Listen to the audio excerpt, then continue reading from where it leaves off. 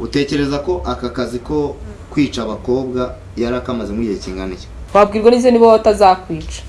Umuntu watinyutse kwica umuntu nawe yakwica tete. Nina nibyo nkubwira. Ugahishurirwa ko yica abantu muri buriya buryo. Wari gukora iki muri iryo joro? Nari kwiruka bahagarara. Umva nakiruka. Kazungu Kazungu ntagari ikibara. Kazunga zubwenge kuva kuri A kugera kuri Z. Nta muntu ndabona wundi ufite ubwenge nk'ubwa Kazungu. Yes, all right. Umeze mute cyane mwese abakomeza gukurikira cyangwa se abakomeza kwitabira ibiganiro bigiye bitandukanye umunsi kundi bica kuri Songere TV. Nizere ko umeze neza cyane rero nkuko bisanzwe nyita N tuba dufite abatumirwa bagiye batandukanye tuba turimo turagenda dukorana nabo umunsi ku wundi. Muramubona cyane imbere ya kamera turi kumwe n'umukobwa ubona ko ni umukobwa mutoya w'inzobe kabisa ubona ko nta kibazo afite tukaba tugira ngo mbere na mbere tubanze tumwakire kugira ngo abanze twibwire. Turakwakiriye cyane kuri kamera za Songera TV. Murakoze cyane. Yego. Mazina bakwita Jessica Uwitonze. Jessica Uwitonze. Umeze gute se? Meze bon. Biracamo? Yego. Iminsi ni sawa? Cyane. Ndabona nawe umeze fresh. Kuri gufata ku gashanete se kabaye. Okay. By the way, nshaka ko tuza gukubita tubangura. Nshaka ko tuza gukubita tubangura kubera ko hari amakuru menshi arimo aragenda cara hano ku mihanda cyangwa se nagenda avugwa hirya no hino. Urimo uragenda usanga abantu benshi barimo barashaka kugenda bayamenya. Mu by'ukuri ntabwo tuza guca hirya no hino, ndabanza nkubaze Jessica ubusanzwe ni muntu ki tukumenyeho gatoya kugira ngo tuganire tuziranye. Jessica ni umuntu usanzwe. Uko usanzwe yirose n'abantu ni umuntu ki? Usanzwe. Seka neza. Aya sekandi. Tangiye kurengera. Nta bintu byo kurengera ariko kuri mwaho. Kubera ko turi mu kiganiro n'abadukurikiye ngira ngo barimo barabibona. Ndabasuhuje cyane. Baraza kugenda badaha comment zigize ute zigiye zitandukanye. Nzi ko ibyo bintu mvuze abantu bakere bo baza kunyomoza. Jessica reka tujye kuri imihanda ya Kigali, imihanda y'Inyarugenge. Ikijyanye n'abatipe bo bamaze kucyakira ko imihanda y'Inyarugenge horaho udushya cyane. Dore ko nkaho gutya mbona umeze ku mihanda y'Inyarugenge abasore biragoranye ko bakwegera Akazungu. Abasore nk'abakazungu ahubwo ushobora kuba wegerwa n'abapapa bakorana na bakazungu bakoze kofi. Sekandi. Icyo mba nshatse kuvuga. Amagambo nawe ntabwo bajya bahegera imbeshye. Kuri imihanda y'Inyarugenge amakuru ariho ni umugabo bita Kazungu. Sibyo? Nose bitwa bakazungu. Kazungu mugenzi wanjye yatumye mu buri soko. Ejo nabonye kuri stati hari agakobwa umusore yambwiye ngo wansuye karamusubiza ngo Kazungu yarabiciye. Nanjye harako nabonye. Ariho nabonye ari umuntu agiye kumuha rifite ambwato ya utaburi Kazungu utaburi Kazungu akagenda yirukanka. Kazungu n'ukuri yakoze amabara.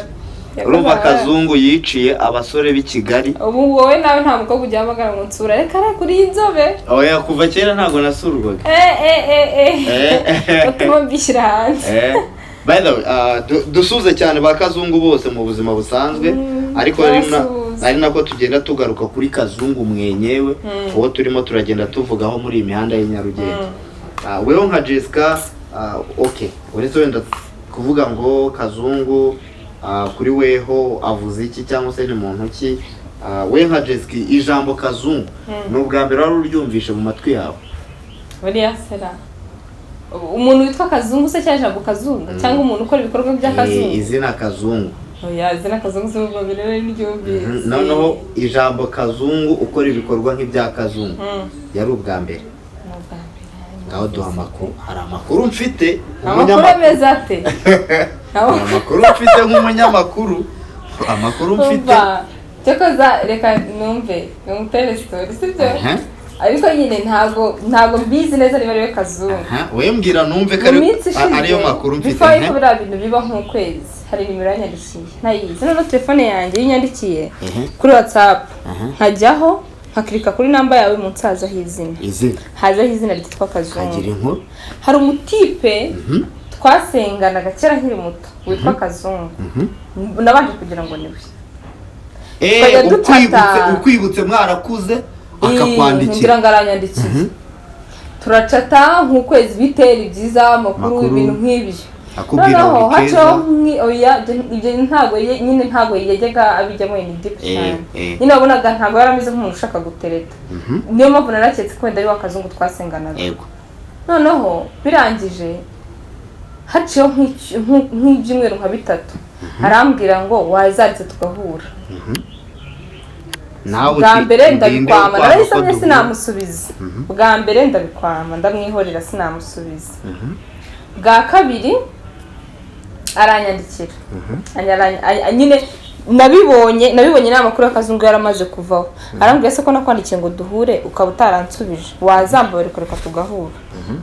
Iyo message yaje ntakiri kuri WhatsApp, yego nta cyumweru gice message yinyoherereje.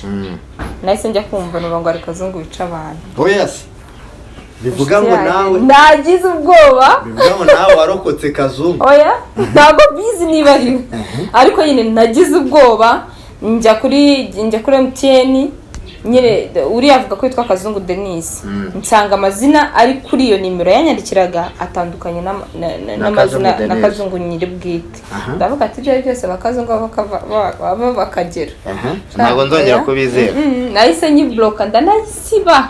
Reka noneho Kazungu rwose niba uri kunyumva, niba ari wowe niba atari wowe ntabyo nzi, ariko reka noneho dukire mu buzima busanzwe. Nta muntu witwa Kazungu ushobora kumamagara ngo mwitaye. Reka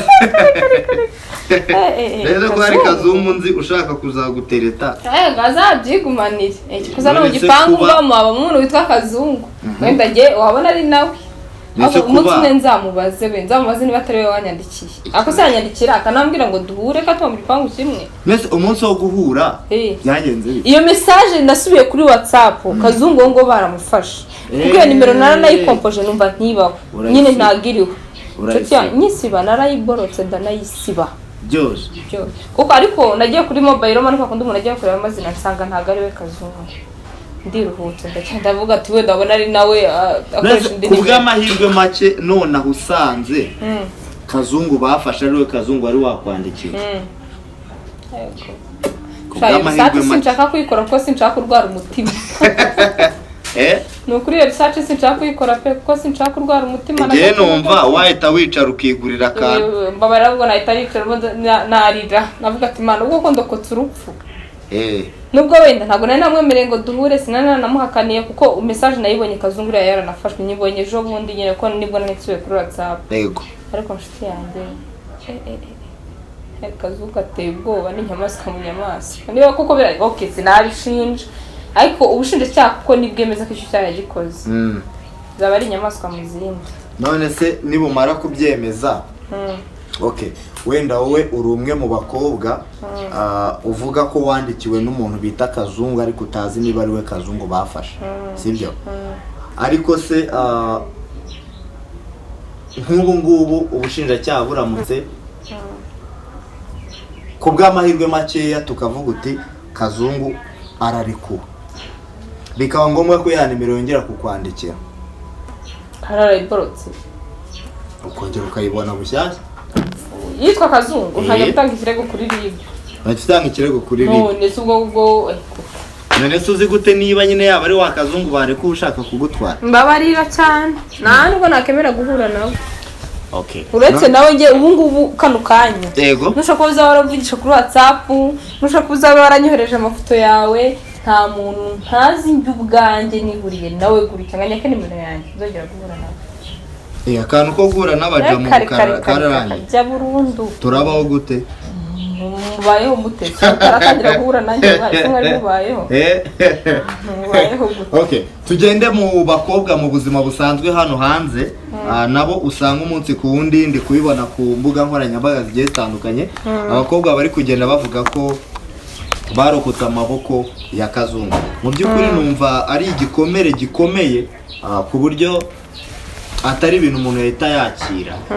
Wewe wenda uravuga uti Kazungu yaranyandikiye, ntabwo ariko mbizi neza niba ari we Kazungu. None ubu sinzi niba ari Kazungu wa nyawe. Nagize n'ubwoba bwo kumuhamagara ngo mbaze amakuru. Narayahamagaye nimero numva ni compose. Cyangwa ari undi Kazungu. Ishyire mu cyiciro cy'umukobwa none wandikiwe na Kazungu agasanga koko niwe Kazungu yaranamusuye. Yego.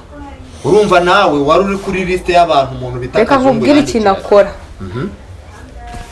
Ajya mu rusengero. Atanga ryishimwe, atanga kimwe mu 10 n'amaturo byose, ntajya atanga n'amafaranga y'inyubako. Neza amafaranga yose ko yamumaze oya nukuri kw'Imana bakuze kuroko kurupfu. None se ari urumva nawe rwari rwakugerere. Ngiye ntago nabihamye niba ari Kazungu. Kubaza niki mbese nyuma yuko Kazungu nta mayandi makuru nigeze nshaka kuko natekereza gundi bakazungu babiri nubwo tubana mu gipangu ntago turabonana bitewe n'akazi twese dukora ngo mubaze koko se ni wowe nkatekereza nawe mu Kazungu ndi kuko nabajije amakuru numva ngo nawe asigaye abina ubundi yakoreraga mu ntara avuya mu ntara abina ashobora kuba yansaba ngo duhure kuko acuye imyaka myinshi tudahure niyo mpamvu ntegeze biteraho komeza cyangwa nyuma yuko Kazungu afatwa hari undi Kazungu urakwandikira undi uranyandikira bivuga ngo rero amahirwe menshi arahari ko ari uwafashwe oya se kandi mbabarira rwose sindi kugutera ubwoba oya mbabarira niba yarafashwe ntiwongere kwandikirwa na Kazungu kandi narayimubrotse mani ndanayisiba for sure nawe ndi ukubeshya bivuga ngo niyo yaba ari we message ze ntago nzibona sinkene no kuzibona nahari hose niba atari we azakoresha indi nimero amamagara mbwira nti wenda Jessica ninjye wakwandikiraga ninjye Kazungu wenda twasenganye twize ku kigo kimwe twagize dute ntago ari Kazungu uriya ariko pepe none se dushyire mu buzima busanzwe wisanze uri umukobwa nkawe sibyo ugasanga hari umukobwa nabonye avuga ko Kazungu yari sheriwe sibyo ushaka no gusanga sheriwe atarazi ibyo Kazungu akora cyane se biriya bintu koko urumva babibwira umuntu wisanze uri mu cyiciro nk'icyo mukobwa wakora icyo ugasanga ibintu umusore mukundana akora ntakomeza nkizera Imana nizera ukizera kazahinduka se hoye ahubwo nkizera Imana yatumye amenyekana ugashima Imana yatumye amenyekana nkanayizera cyane okay Jessica ni benshi kuri iyi mihanda cyangwa se ni benshi hano hanze bagira icyo bavuga kuri Kazungu weho nk'umukobwa w'i Kigali ugira uburyo ahura abona plot z'abantu benshi batandukanye nta plot nyinshi ngira mbabaye sibyo nese ushatse kumvuga ko abantu bakuze muziranye aribo no mukiziranye ko bisa kosura n'abantu bashyashya yaba abo mugiye gukora n'umuntu mushya yaba mugiye gukorana akazi yaba uwo mugiye gura kubw'impamvu zo gutegura ibintu runaka mu by'ukuri uri umukobwa w'i Kigali ntago watandukana no guhura n'abantu bashyashya batandukanye mu buzima bwawe bafite proposals zigiye zitandukanye then hano hanze bivugwa ko mu by'ukuri abakobwa benshi bagwa mu bintu nk'ibyo ngibyo batazi ngo ngiye guhura nande akora iki turahurira then kuri weho nk'umukobwa w'i Kigali cyangwa se nk'umukobwa mugenzi wabo ni ibintu uvuga hiki ku maplot y'abakobwa nukuri nabivuze na mbere nkubwije ukuri ibintu byo kujya guhura n'umuntu ngo runaka aho yaguje na runaka ntuzi wabo ntuzi background ye mbese nuwo ngo waguje nawe ni inshuti mwahuriye i Kigali cyangwa se ni inshuti mwahuriye ahantu runaka ntumuzi nawe ntuzi background ye ukirukanka kuko n'urugero tukiri abanyeshuri twe nk'abanyeshuri duhurira ku ishuri tuba turi abana beza ariko iyo tugiye hano hanze tugenda duhura n'ibintu byinshi bidushuka kuba byaduha amafaranga ya vuba sibyo ibyo bintu rero iyo ugiye kubyirukankiramo ni handi usanga utakaje ubuzima bwawe cyangwa ugasanga ubaye down kurusha uko wari uri down ukiri ku ishuri sibyo rero ikintu nababwira mwa bakobwa mwe nanjye nibwira ni ukuri kumana tureke kwirukanyira mu bintu by'abasore sibyo impamvu nk'ubwo hari umukobwa yarazi ngo nje guhura na Kazungu ni umuntu usanzwe wenda yenda twenjoyinge yangurire byeri wenda ku bantu bazinywa hashye nitaye kuko njye ntawe njya blaming abantu banywa inzoga hashye nitahire aha nkubita izo tenike cyangwa vene sibyo aragiye ubuzima bwe bugize bute burahasigaye bubwe abuze ubuzima ababyeyi be babuze umwana ari kuzabagira umumaro kandi iyo yicara agatuza akitonda igihe cye cyari kuzagera kandi ikindi basenge inshuti yanjye basenge pe aze uyu munsi ko waje uri mu gakiza cyane ariko nibisanzwe ugenda umukristo ndasenga ariko ni ukuri ko Imana niba tubonye umuntu n'umunyarwanda mugenzi wacu ndetse bibwira ko Kazungu ari umwe sibyo nyine nanjye ndikureka mbikubwira sibyo ni umunyarwanda mugenzi wacu ava amaraso nka yacu afite uruhu nk'urwacu ntidutandukanyije duhuje ururimi sibyo duhuje kuva kuri A kugera kuri Z nk'abantu agatinyuka kwica ikiremwa muntu mugenzi we kuva kuri 1 kugeza kuri 14 kuko ndakeka ari we yemera cyane abantu 14 harimo 12 yanjye nuramuka utisengeye ubuzima bwawe uwo muri kumwe uramuzi nuramuka udasengeye ubuzima bwawe ngo bushyire mu maboko y'Imana uwo muri kumwe wowe uramuzi rero uvuga ngo naje ndi umukristo cyane kuko nakirariraga nk'igitero ntago igitero ari Shabab izaza gutera u Rwanda ntago ari igihugu runaka kizaza gutera ikindi natwe ubwacu hari ibintu dukora bikagira ingaruka kuri twe n'abadukomokaho n'abazadukomokaho ushaze kuvuga ko mu bantu Kazungu yishe nta bakristo bari mani barimo ariko ntibari bashikamye none se niba abo bakristo koko bari bashikamiye mu bukristo bwabo sibyo umbwije ukuri Saro kano kanya urampamagaye yego ndabyemeye Saro suri inshuti yanjye iwanyu ndahazi sibyo nzi ngo uvuka aha ku buryo inshuti zawe zose ndazizi aho utaha ndahazi ntabwo biguha pourcentage yo kukwizera ariko ni urugero Saro tumaze gukorana inshuro nyinshi sibyo ndetse hari n'abantu bamwe na bamwe bagiye umuzana b'abakobwa abahungu nyine abantu benshi sibyo mu bintu byerekeranye n'akazi ndumva nta urampuzana ngo umbwire ngo Jessica ngo mani ngo ujya gusangira ngo na runaka ngo witonde nta uwo muntu nta urampuzana none utekereza Saro bwa mbere je nawe tumenyana sibyo bwa mbere je nawe tumenyana urampamagaye turamenyanye turacasa sindagusura huba ngo ndebubana nande sibyo nawe nturansura homba sibyo n'umuntu duhuje simwizeye ariko urabizi neza ko umuntu aduhuje hari anari mwizeye gusa afite ubuzima bwanjye hano mu kiganza ubwo ntafite mu kiganza ntago wapfa nanjye nkapfa muvuge bamwita Keve yitwa Keve ni umwana udutekera aragutekera nanjye akantekera umva umuntu ugutekera bagufite mu biganza sibyo inshuti yanjye urumva ko nari mwizeye impamvu nari mwizeye n'ubundi niyo nari gukwepa Sarusi ngatanyica Keve ubwo yari kunyica yanyica urugero n'umuntu ufite umugambi mubi niyo mpamvu mubwira ngo niba ugiye guhura n'umuntu mwe mwarihuriye mushobora guhura mu bukwe mushobora guhura ahantu runaka ubuzi byibuza 5% kuri we ko buzima bwe ndetse Jessica nkubaze abari b'i Kigali urasanga bo bafite plot na za Dubai uva i Kigali utazi ngo ugiye guhura nande dushyire muri realite dukoremo amarangamutima sibyo dushyire mu buzima bw'isa ukwisi trending umunsi kundi uva i Kigali kuri call gusa ujye Dubai urahura n'umuntu runaka aragufata kuri airport ibintu byose bipanze kandi akenshi usanga ari akazi karemere karimo n'amafaranga menshi then kugira ngo ujye kuduta ngo uyu muntu ko tutaziranye biraza kugenda bitaka akazi ndakareka n'abakobwa bangaye bafite uwo mutima wo gutekereza kuri ibyo bintu ni bake ariko hari ukuntu burusha no kuba wamenya amakuru y'umuntu sibyo amakuru bwite y'umuntu ubu ngubu social media zisigaye zidufasha sibyo umuntu ashaka kumenya Jessica wenda ni muntu ki akunda iki yanga iki nta muntu uri Dubai ushobora kuba yagutuma hatakoresha IG adakoresha Facebook wemera ko hari abantu ubuzima bwabo butaba kuri IG nyine ngenda byemera ariko uko byagenda kose shyiramo ubushishozi ubuzima bwawe ntabwo bakora IG ni urugero niba Jessica nkunda wenda kujya ku mazi sibyo kuri IG habura ifoto imwe yonyine ndi ku mazi ishaka kutabura ariko ni nkuko yabura ngo urugero Kazungu Deni sibyo agira IG Kazungu Deni nona nta n'ifoto uretse no kuvuga ngo ifoto iba kuri social media nyine nanjye nibyo nari ndi kukubwira umuntu uri seriye oye banze unyumve umuntu uri seriye umuntu ugiye guhura nawe aguha ku kazi yego aje gufata ku kibuga cy'indege wenda ni CEO runaka se ni MD ibintu nk'ibyo cyangwa se ni supervisor nshuti yanjye aba bakoresha social media kuko uno so bajya gukorera company itazwi mu buhe buryo none se ubu amakampani yose ari ku isura yazi ntabwo nyazi ariko iteka ryose iyo wapurayinze muri kampani ufite amakuru runaka uyikora uyizi. arega tandukanya Jessica wowe wifata ibintu kereka niba wenda baba bagiye nk'uko abo bandi bagiye kwa Kazungu babaga bagiye. Yego none se umuntu aguhaye gahunda yawe iteye gutya ufite abantu baraza kugutora ugiye guhurana naka ikintu bugamije ubushaka nyuma y'iyo gahunda ni iki? nyine nanjye nakubwiye icyo gihe nyine bari gushyira ubuzima bwe mu kangaratatu ubwo se wamubwira ngo iki?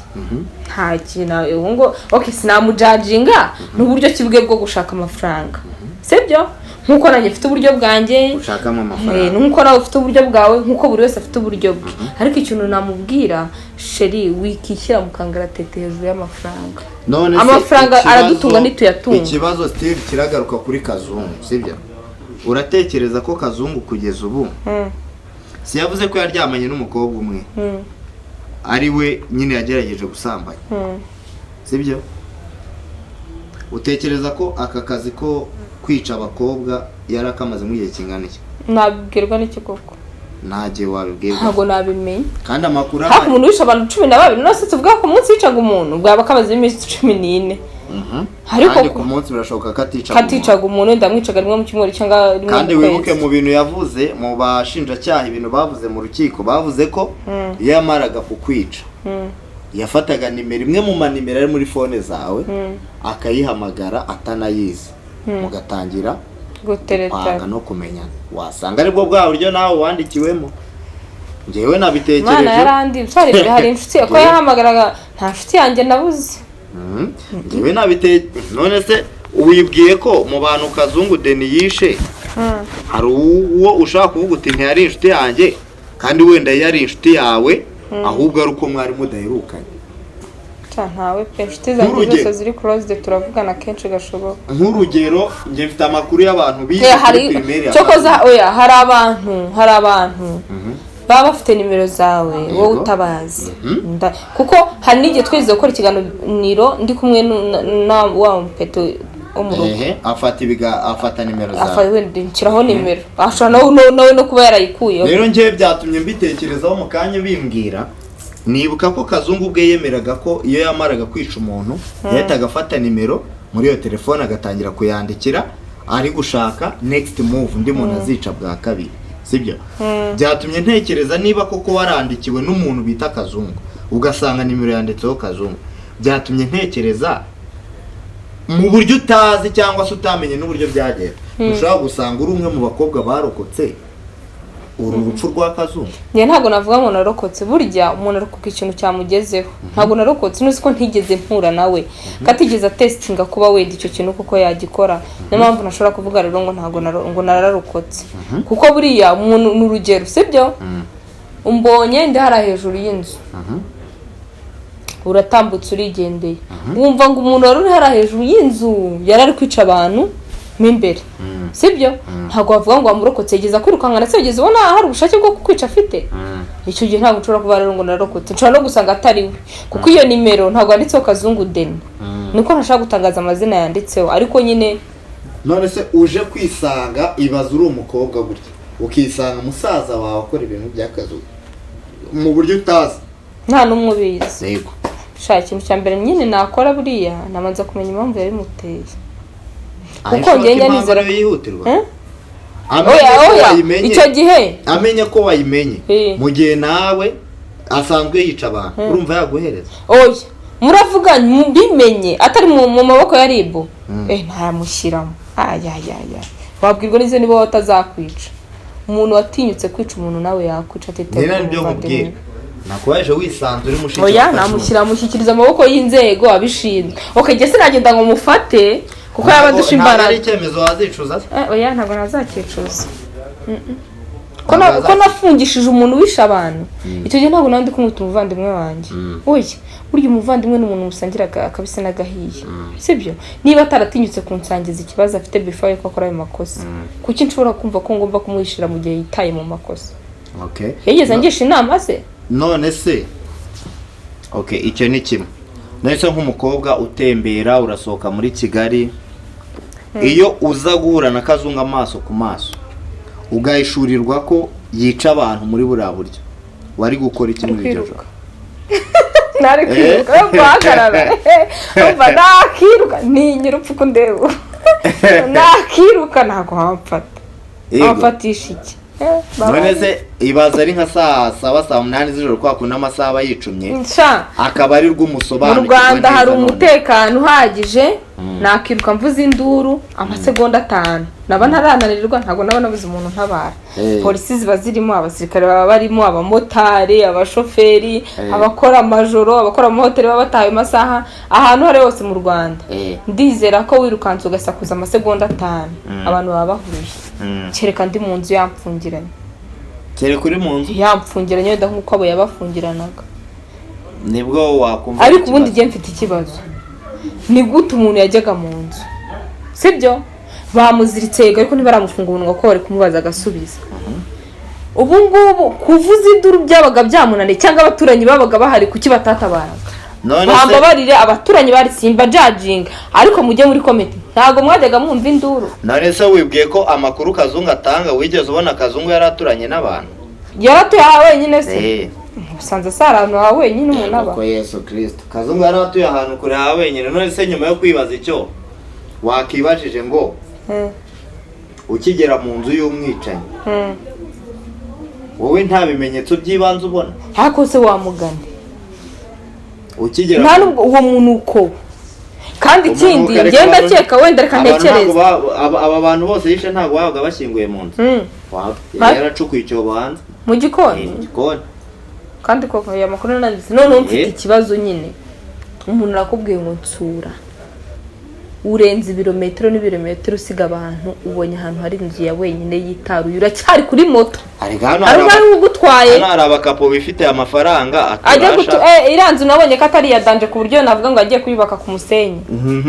Iranzu ni yadanje ajya kubaka ku musenyi iranzu ariko oya ntago ari inzu yadanje sha nta nubwo imeze nk'ingi nicayemo oya ntago ari yadanje ku buryo avuga ngo yagiye kuyubaka ku musenyi. Ntushobora gutekereza ko yagiye kubaka ku isambu y'iwabo ahantu iyo nzu iri kuko nibiri kure y'abantu. Ni gute reba nicaye hano sibyo ndenze iyi niyo nzu ya nyuma ndayirenze ngiye hehe mu mujyi wenda downtown yego niho inzu nyisanze ngo ngiye gusura umuntu simuzi sindamubona banza tarakoreshaga na WhatsApp sibyo Kazungu byo ikijyaye n'amakuru yagiraga ibanga urumva simuzi sindamubona ndenze ibirometero ngo ngiye kureba umuntu ndakomanze ko karakinguye aribana nta muntu wibana ushobora kujya gutekereza kubaho hantu.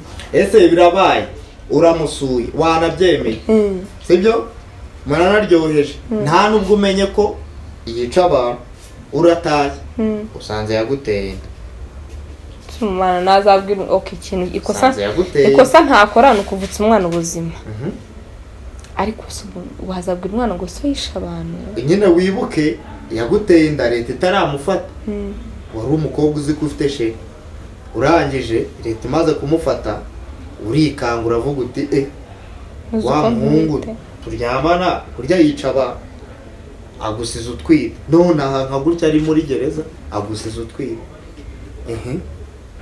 wabigenza gute nta kintu nabona navuga dusharinge nyine amakuru ibintu bitarahuye ntabwo avuga ngo wabigenza ntabwo nabona uko nabigenza yego ntabwo nabona uko nabigenza ahubwo hari umukobwa ibyo bintu yabikoreye ngo asatubwire ajye muri komite atwandikire tumukoreshe ikiganiro tubwira ariko kugeza ubu Kazungu ukurikije imyaka ye urabona ko ni umuntu mukuru. Ese ubundi wamugana ifite ikibazo Kazungu nta muryango agira nta mwana bajya muri komite abantu bamuzi batubwire Kazungu nta mwana nta se nta nyina nta kugeza nta n'umuntu ndabona uvugwa byibuza no ku rukiko muvandimwe wakanzungu ngo wenda yitabiriye urukiko uretse no ku rukiko no muri NIDA mu batanga irangamuntu ntabwo bamufite kandi afite indangamuntu Kazungu ntawe bafite so urumva rero kujya byo no kwandikisha mu irangabimere ruti nabyaye umwana ariko se n'uyu kandi ari umuntu utazwi. Ariko hari ikintu kimwe Imana imbabarire sindi umusesenguzi ariko ubwonko bwanjye burakora ntibazigera bavuga ko Kazungu afite ikibazo cy'uburwayi bwo mu mutwe. Kazungu Kazunga zubwenge kuva kuri A kugera kuri Z nta muntu ndabona wundi ufite ubwenge nk'ubw'akazungu. Ushingiye kuki? Ariko uzi umuntu ubasha kugira ubuzima bwe private kuva kuri A kugera kuri Z. Icyo gihe se n'ubwenge. Ntekereza ko cyane cyane aba serial killers niko bakora bitewe n'imbaraga z'amafaranga ziba zibari inyuma cyangwa se baba bafite, birashoboka cyane ko database z'igihugu baba batazibamo. Nusa ahatari ubwenge ni kandi ikindi habaho kucyuzibamo. Ikindi ari gusanga abana nka bariya umupeta ujya kuba serial killer usanga ari umwana wateguwe kuva kiri mutakivuka, hakaba hari abasaza bamuremye. Okay, ibyo ngibyo nyine ndabyumva kuko hari amakuru wenda nigeze kubona nubwo ntayahamya nigeze kuyumvaho mu matwi yanjye kuri abisi nkunda gukoresha ibintu bya social media cyane ariko nigeze kuyumvaho avuga ko abo bantu yicaga yabakuragamo impyiko imitima iki kandi nta muntu nta rugingo rujya ruva mu muntu ngo rumare n'iminota 15 rutarapfa urwo rugingo rwabaga rugiye rwabagarure ese okay ni nacyo wakitekerezaho niba koko nta bandi bantu babiri inyuma naberekana izo ngingo yazishize uretse no kwerekana aho izo ngingo yazishize biranashoboka cyane ko uriya musore yabaga afite backup ku buryo n'ingingo yakuye mu bantu zitari buze guhita zangirika cyane 100%, zigomba guhita zikoresha icyo zigomba gukora. Niyo mpamvu rero nkubwira ngo ntabwo nabyita cyane ubwenge bwa kazungu ngewe mbona hari ibintu bibiri hari ibintu byinshi birenze twe tutapfa kumenya biri inyuma nyine y'ubu buzima kazungu bwe yaragize ute yarabayemo, sibyo? Mu kudafatwa ko hari kuzagenderamo abakobwa benshi. Ikibazo nibazaga kubera iki byamworoheraga kwa approaching abakobwa kurenza uko yafatisha abasore. Muri abasezeranyaga ibintu birenze. Yabasezeranyaga ibintu birenze. Uwo kazungu wakwandikiye nta bintu yari yaratangiye kukubwira.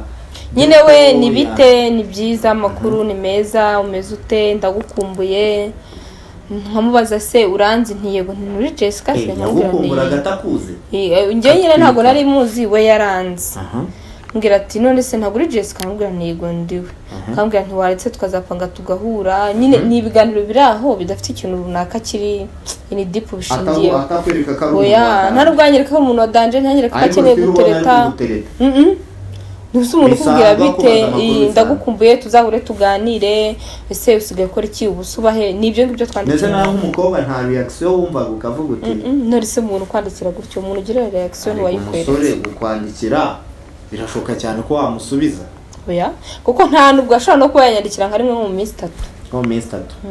Okay, by the way Jessica reka ngiye nkurikije uko nabitekereje reka tubanze tuvuga uti ala yagize gutya kinga kaguru usanga si kazungu wari ugukeneye none ubu turacyagufite numva na nyuma yabo nyuma yuko afunzwe bita kazungu uwakwandikiraga ntiyongeye kukwandikira naramublotse ariko we cyazi na nimero narayisibye nje banga nzamublokore nde ariko ntibikwiye ko we yari afite nimero yawe yashaka no gukoresha indi phone akaba yagira na undi muntu uranyandikira yakwandikira niba kuvaho kazungu afungiwe utarongeye kwandikirwa n'indi nimero yiyita kazungu urumva nishimwe ryo gutanga jewe ndumva ari akantu nashatse kwindiramo cyane wenda bakanu ikiganiro baraza kutubwira ko kantu nagahari tubarire nako ubwo rero muri rusange reka tugire gutya tugushimire cyane ko uduhaye ikiganiro cyiza amakuru cyangwa se ubusesenguzi tugerejeho ni ibintu byadanje cyane cyane kuri kamera za Sonjera TV. Nizere ko n'ubutane tugutumira tuzakubona.